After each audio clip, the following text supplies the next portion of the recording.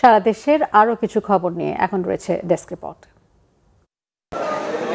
কুড়িগ্রামে বিদ্যানন্দ ফাউন্ডেশনের উদ্যোগে বিশ্বের বৃহৎ কড়াইয়ের উদ্বোধন করা হয়েছে। আনুষ্ঠানিকভাবে তা উদ্বোধন করেন দুর্যোগ ব্যবস্থাপনা ও ত্রাণ মন্ত্রী আসাদুল হাবিব দুলু।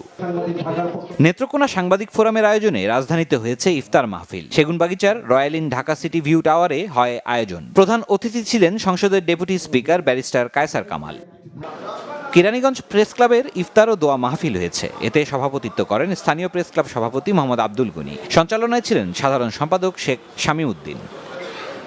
রাজধানীর উত্তরার বেইলি কমপ্লেক্সে যাত্রা শুরু হলো বাংলাদেশি হেরিটেজ ও ঐতিহ্যের মিশেলে তৈরি আধুনিক এথনিক ফ্যাশন ব্র্যান্ড মিঙ্গেলের, যেখানে একীভূত হয়েছে 4টি ভিন্নধর্মী ব্র্যান্ড। শোরুমটি সাজানো হয়েছে প্রিমিয়াম আঙ্গিকে। কেনাকাটায় মিঙ্গেল দিচ্ছে বিশেষ উপহার, পোশাকে থাকছে 30% ডিসকাউন্ট।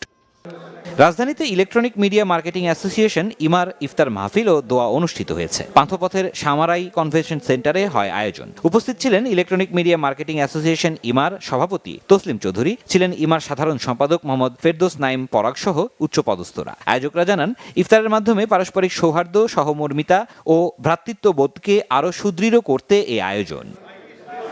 সিরাজুম মুনির শুভ, বাংলা ভিশন, নিউজ ডেস্ক।